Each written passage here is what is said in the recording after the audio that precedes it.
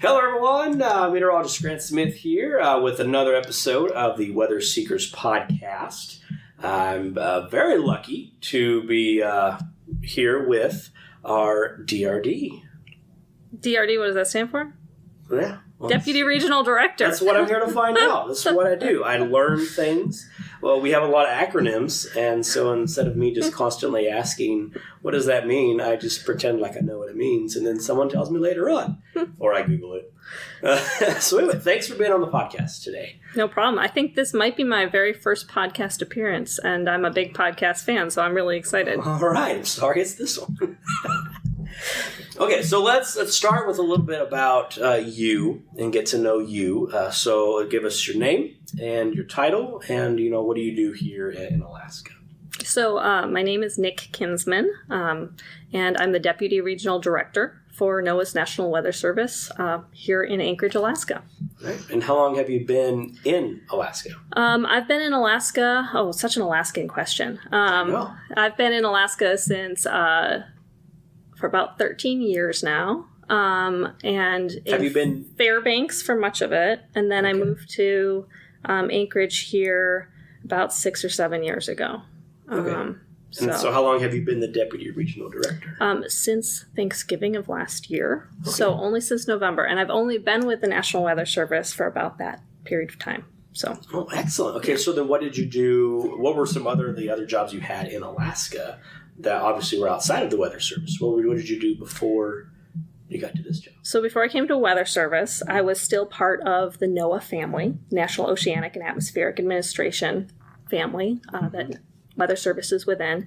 And I worked for the National Ocean Service. I was in the National Geodetic Survey, which is the part of NOAA a lot of people don't know about, that is responsible for really the positioning science, though it's the National Geospatial System, the National Spatial Reference System, which is all the latitude, longitude, elevation, height through time.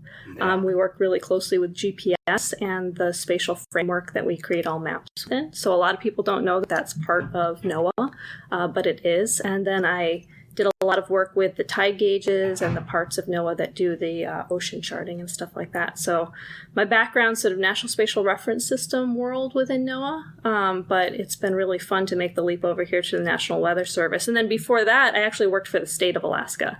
I worked for the Department of Natural Resource and the Division of Geological and Geophysical Surveys up in Fairbanks, where I was a geologist for them. All right, so a lot of science. A lot of science. A lot of science jobs. That is fantastic. Yeah. This is something I always like to know. What were some other jobs you had leading up, like, before you graduated and got your degree and all that stuff? Like, what were some of the other random odd jobs that you did? It's a great question. So, we all have weird jobs in our history. So. Yeah. I worked all the way through grad school. I actually worked with the U.S. Geological Survey, and that was a really fun way to sort of work while going to school. Mm-hmm. And I bounced from field project to field project, and I got to get a sampling of a whole bunch of different types of applied field science while I was in California working with them. But the fun one that comes to mind for me was my job that I had through high school, which was working in a greenhouse. And it's just so nice to go and plant plants and just listen to music and be in that warm, humid environment, especially when it's still pretty early in the spring. So I grew up in New York, and it's just nice to go work in a greenhouse all the time. And then end of season, we'll sell the plants and stuff like that. See, other fun jobs I had, I did work study all the way through college, and had some really amazing work study jobs. I would always try and get the monitor one so I could do homework and schoolwork and study while checking on the basketball courts or the art gallery, at various hours. But for a long period of time, I was the interlibrary loan book hauler, which was a lot of exercise carrying books up and down the hill at the college I went to, delivering them to anthropology professors that always got the most interlibrary loan books and were at the highest point on campus, with the library being at the lowest point. It was a lot of exercise. Excellent. So a lot of odd jobs there. That's pretty neat. And so you also mentioned just now that you had jobs in California. You had jobs in New York. So where did you come from? Where did you go, to graduate high school and college? And what was your path that led you to Alaska? So I grew up in upstate New York in the Finger Lakes. Lots of lake effect snow coming off Lake Ontario though there. So it's sort of this back to the snowy environments of Alaska. But I went to high school there near Rochester, and then graduated, went to Colgate University, which is also in upstate New York, majored in geology. Really wanted to work on coastal processes, coastal hazards, coastal flooding, coastal erosion, and I wanted to work on Great Lakes coastal erosion, and there's not a lot of schools that do that type of coastal work on the East Coast because the East Coast along the ocean has a lot of barrier islands and sandy seashores, but the West Coast has bluff erosion and cliff erosion. And so to get the mechanics and the science that I wanted to study for my graduate work, I went to the West Coast, went to school in California, got my PhD there, and I got recruited up to the state of Alaska by the state when they were looking to start a coastal hazards program. They hadn't had one previously, and they actually moved me up to the state. I think I might have been the very last employee that was moved by the state of Alaska into Alaska, and they moved me to Fairbanks, Alaska after grad school. Cool. And so you did a lot of that coastal erosion, is that what you Coastal erosion, coastal flooding, the whole full suite of coastal hazards, which we've got all these different ones too, like freezing sea spray, which can take down transformers and knock power out in the middle of winter in the darkness. So, I mean, there's all these nuanced ones. The ice shove events we get here in Alaska. I worked on coastal hazards and coastal processes here in Alaska for quite a long time before moving over to NOAA and then here to Weather Service. So it's been pretty neat to actually come back into Weather Service. I say back sometimes, though, because early in my career here in Alaska, I was working as a state of Alaska employee really closely with the Weather Forecast Office in Fairbanks, and we were looking to create new tools to deliver enhanced IDSS, the Impact Decision Support Services, to Western Alaska.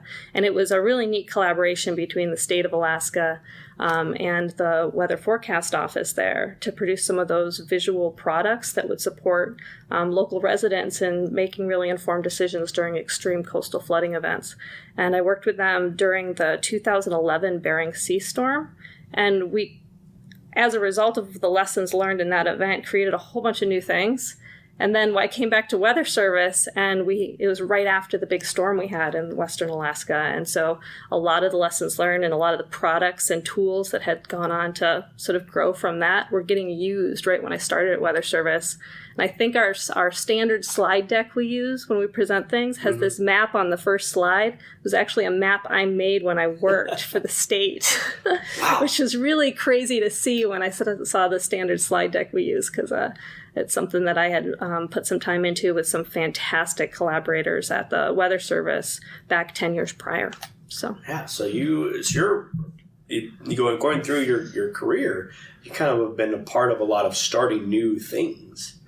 Yeah, that's true. That's really neat to be able to. So you're like legendary. I'm not legendary, but you picked up on a cool trend. Is ruining your reputation. No, you're picking up on a cool trend though. That's one of the reasons I came to National Weather Service though. Is you totally tapped into it. So I was looking for a new challenge. I wanted something that would allow me to use the skill sets I developed over working in government for some time, and I wanted to do something that would take me a little bit back to my roots in state government, working in a mission that was really direct to the public. And Weather Service mission, as you know, it has such an impact in people's lives. And so coming back, looking around for a new challenge, I wanted to go somewhere in government where we're really making some big changes and thinking about how we do business. And right now within National Weather Service, we're transforming the way we do things, and it's really exciting. Yeah. And I wanted to be part of that, and I wanted to support it. So that's one of the reasons I came to work here.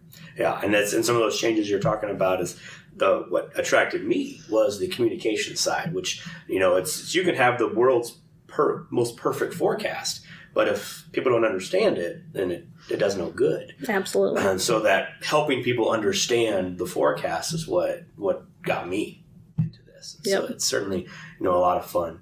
And so now you're the deputy regional director. So give us a couple of viewpoints, the 30,000-foot view. Yeah. What is that job? What is that job? But then also give us the day-to-day. You get here, you log in, you get your coffee, and then what do you do? Oh, I didn't get my coffee yet today. So if the interview is rough, it's because I logged right in and I got right to work, which is probably the best way to characterize the job.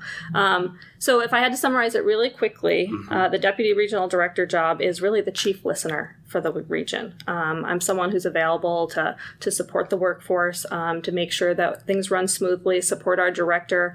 I'm a connection point in many ways, a consistent presence that can make sure that we are connected with the national priorities, with our partners, and then that our workforce here in Alaska is connected with one another.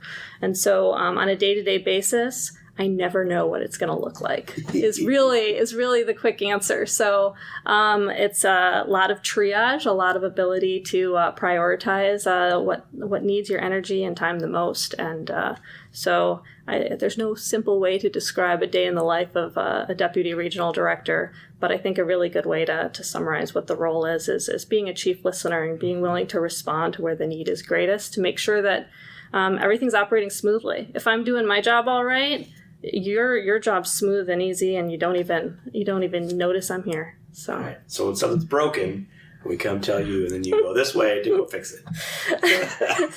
Hopefully, not too many things break too, and that's one of the things that I'm really excited about being in this job.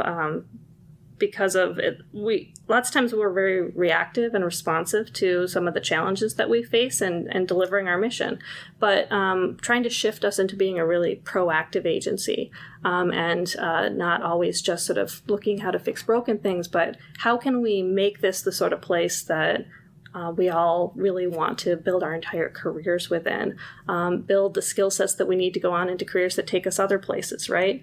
That's a big part of what I think about on a day-to-day basis. And so it's that navigating the things that need repair while also thinking towards the future is what I try and spend most of my time doing. And that's really an ambiguous way to describe it, but that's really what it's all about. Yeah, looking toward the future is one thing that, as a forecaster, looking up to leadership, one thing that I've heard from you talk in our conversations that inspires me and is like thankful that you're up in this position is that not only are you trying to make the Weather Service in Alaska region better now, but you've also mentioned that you are looking to train the next set of leaders. You want my job?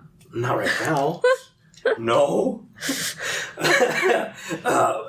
And so that is inspiring that not only you are looking to the future to the rest of your career, but also beyond. Yeah. You are looking to build the next set of leadership so that when you leave and you're done, the next group is ready to take the role. Absolutely. And continue it moving on. That idea of apprenticeship is something that I like. That we don't need to have just one leader done and then someone else comes in. It's like there's a gray area of a transition. And so that's something that, as a general forecaster, is something that I look up to. And it's like, oh, this is great that we have the same mindset there, that you are looking to beyond your time. And so I thank you for that.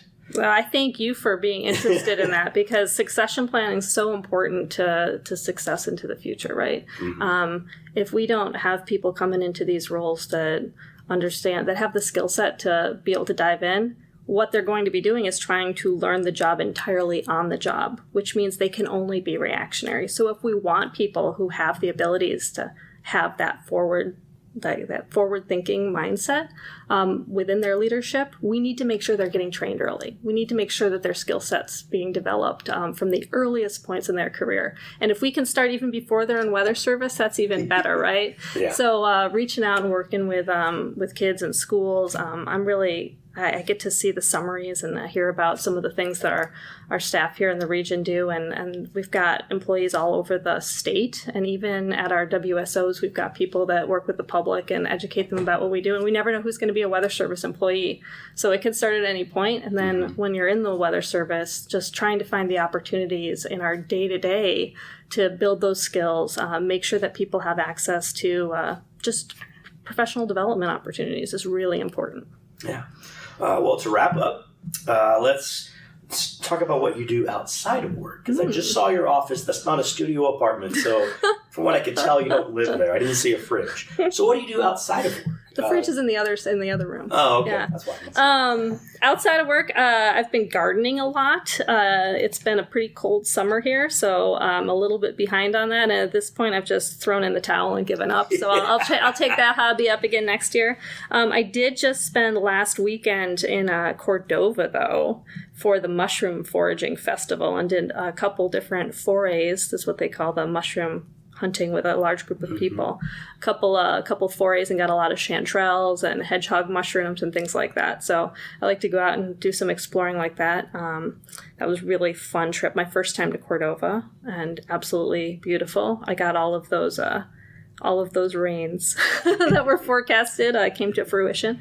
And let's see, what else do I like to do? I love pack rafting, and in the winter when I'm indoors a little bit more, lots of sewing. And I'm still trying to find my outdoor winter activity in Anchorage. In Fairbanks, I was a diehard cross-country skier. Like, not good, but I like to cross-country ski into work, and I live right near the trails at the University of Alaska Fairbanks, which is right next to our forecast office is there, and all those trails are there next to the forecast office, and the skiing there is so good. I got spoiled, and it's not as good here in Anchorage, so I'm still trying to find my winter outdoor groove here in Anchorage, but got to try and explore some more ski trails, I think. All right. Yeah. Well, thanks for being on the podcast today. And thank you for having me. Yeah, it's been fun to get to know Nic, our Deputy Regional Director. Thanks so much. Yeah.